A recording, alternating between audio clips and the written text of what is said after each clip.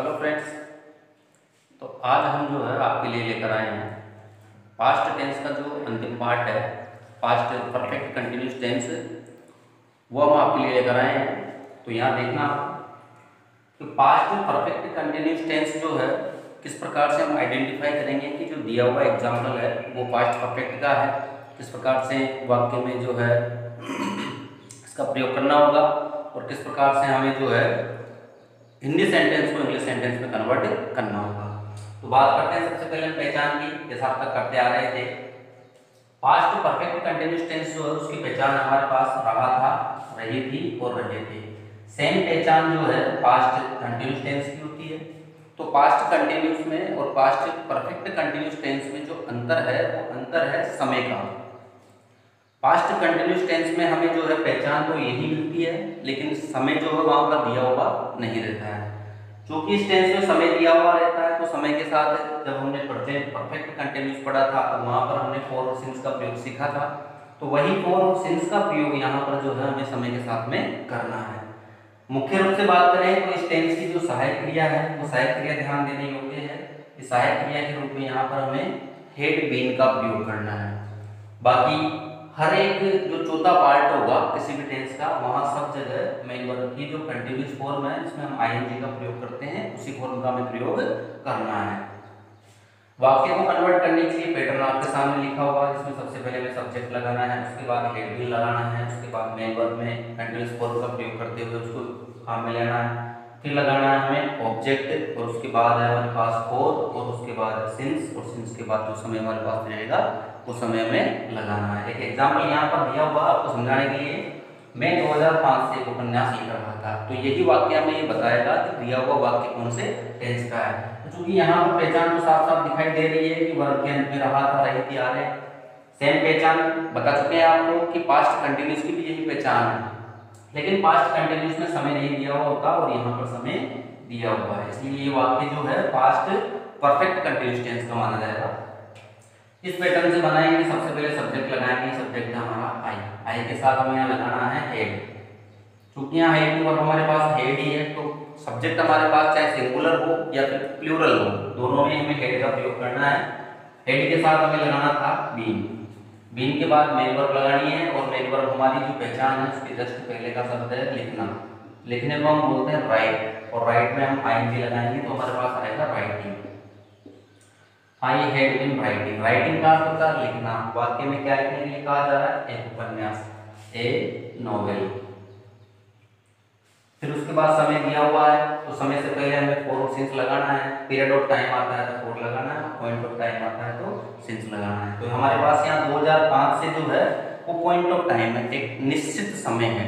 तो उस निश्चित समय के लिए जो है हम यहाँ पर सिंस का प्रयोग करेंगे और ये बाद में हमें जो है समय लगाना है। तो इस प्रकार से हमारा पॉजिटिव सेंटेंस था। इसी सेंटेंस को हम जब नेगेटिव में बदलते हैं तो नेगेटिव में हमें थर्ड नंबर पे नोट लगाना होता है। तो हेड के बाद लगाएंगे हम नोट, तो ये नोट लगा दिया हमने, ये हमारी हेड बीन साइड क्रिया थी, दोनों के बीच में थर्ड नंबर पे नोट लगा दिया। बाकी का जो वाक्य बचा हुआ है वो सेम अपने स्थान पर वैसे का वैसा ही रहेगा।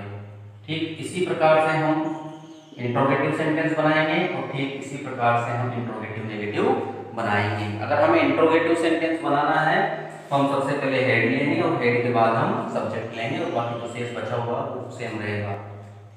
अब यूजेज की बात करते हैं तो यूजेज में यहाँ लिखा हुआ है कि इस टेंस का पास्ट परफेक्ट कंटिन्यूस टेंस का प्रयोग ऐसे कार्यों के लिए किया जाना है जो पास्ट में किसी समय पर शुरू हुए थे। पास्ट में कोई भी समय की अवधि होगी या कोई भी निश्चित समय होगा, उस समय शुरू हुए थे और पास्ट में ही जारी थे, उनका प्रभाव वर्तमान में नहीं है। एग्जाम्पल के लिए यहाँ पर है Mahesh had been playing cricket since 2009। तो ये बता रहा है कि महेश जो है सन 2009 से खेल रहा था। तो महेश 2009 में क्रिकेट खेला, 2010 में खेला, 2011 में खेला, उसके बाद लगातार क्रम से खेला, लेकिन वर्तमान में नहीं खेल रहा है।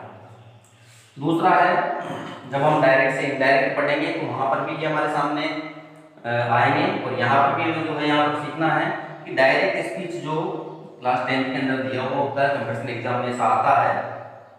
अगर प्रेजेंट परफेक्ट कंटिन्यूस टेंस हमें मिलता है डायरेक्ट स्पीच में, तो जब हम इनडायरेक्ट बनाएंगे तो इनडायरेक्ट बनाते समय हम उसको बदलकर पास्ट परफेक्ट कंटिन्यूस का कर देंगे। एक सेंटेंस यहाँ दिया हुआ है एग्जांपल के लिए समझना। सबसे पहले लिखा हुआ है दानी सेड, तो यहाँ पर हो जाएगा दानी टोल्ड। कनेक्टर हमारा देख लगेगा। यहाँ पर संजीत थर्ड पर्सन है तो संजीत का संजीत रहेगा। अब बात आती है यहाँ पर देखो हैज बीन प्लेइंग, तो ये है प्रेजेंट परफेक्ट कंटिन्यूस। तो प्रेजेंट परफेक्ट कंटिन्यूस को हम बदलेंगे और पास्ट परफेक्ट कंटिन्यूस में तो हैज का हो जाएगा हैड, बीन का अपनी जगह रहेगा, सिंगिंग अपनी जगह रहेगा, बाकी को कुछ चेंज नहीं होगा। कुछ प्रोनाउन अगर आता है कहीं पे तो प्रोनाउन बदल देंगे और नहीं आता है तो नहीं बदलेंगे। तो इस प्रकार से ये जो है सेंटेंस हमारा प्रेजेंट परफेक्ट कंटिन्यूस का पास्ट परफेक्ट कंटिन्यूस में बदल दिया है। जो हेज था उसको यहाँ पर ऐड कर दिया गया है।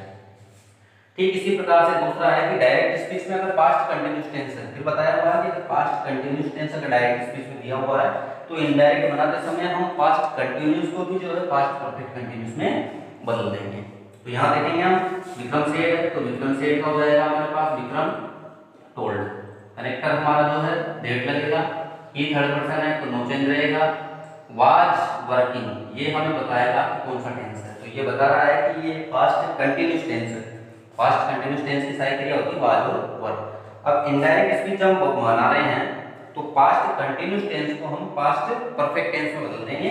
तो पास्ट परफेक्ट में हमारे पास सही क्रिया क्या है, हैड बीन। तो कहने का मतलब है कि वाज और वर इन दोनों को ही हटाकर इनके स्थान पर किसका प्रयोग करना होता है, हैड बीन का प्रयोग करना होता है। बाकी जो शेष बचा हुआ है उसमें कहीं कोई परिवर्तन हम नहीं करते हैं। तो इस प्रकार से ये हमारा जो पास्ट परफेक्ट कंटिन्यूस टेंस है ये पूरा होता है।